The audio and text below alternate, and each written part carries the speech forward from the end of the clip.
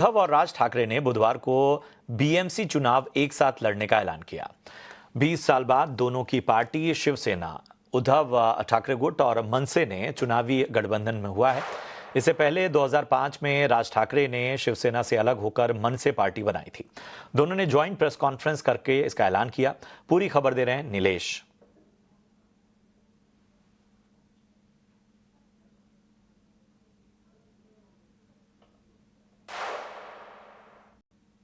महाराष्ट्र राजनीति में आज एक ऐतिहासिक दिन साबित हुआ, जहां दोनों ठाकरे बंधु यानी राज ठाकरे और उद्धव ठाकरे एक मंच पर एक साथ नजर आए। फॉर्मली अपनी अलायंस पार्टनरशिप को अनाउंस करते हुए दोनों नेता पाए गए। राज ठाकरे और उद्धव ठाकरे इसी मंच पर बैठकर उन्होंने मीडिया को संबोधित किया।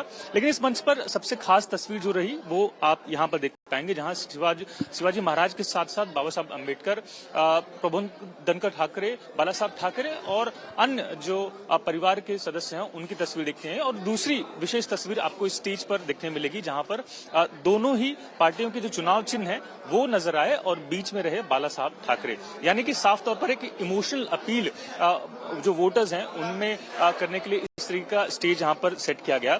कई सवाल जवाब राज ठाकरे उद्धव ठाकरे से लिए गए, जिसमें उन्होंने प्रमुखता से इस बात पर जोर दिया कि ये अलायंस पॉलिटिकल अलायंस नहीं बल्कि एक पारिवारिक और राष्ट्र हित के लिए जुड़ा वाला एक अलायंस होगा। दोनों ठाकरे बंधु का साथ आना यानी महाराष्ट्र के विकास में प्रगति देने, रफ्तार देने के लिए दोनों ठाकरे बंधु साथ आए हैं। सवाल ये भी किए गए कि आखिर कांग्रेस एमएनएस से दूरियां क्यों बना रही है। एक बार फिर वही जवाब कि जो कोई भी महाराष्ट्र की सेवा करना चाहता है वो इस स्टेज पर एक साथ आ सकता है, यानी कि उनकी अलायंस पार्टनरशिप में साथ आ सकता है। अब इस पूरी डेवलपमेंट में विशेष बात यह भी है कि हाल फिलहाल में जो चुनावी नतीजे, जो लोकल बॉडी इलेक्शंस रिजल्ट सामने आए हैं, उसमें कहीं ना कहीं यूबीटी और पूरे महाविकास अघाड़ी दल को बड़ी चोट मिली है। और अब उम्मीद जताई जा रही है कि जब ठाकरे बंधु एक साथ आते हैं तो खासतौर पर जो मराठी मानुस हैं यानी मराठी अस्मिता से जुड़े जो भी वोटर्स हैं वो एक साथ आएंगे और कहीं ना कहीं जो वोट शेयर है वो उद्धव ठाकरे और एमएनएस के लिए बढ़ सकता है।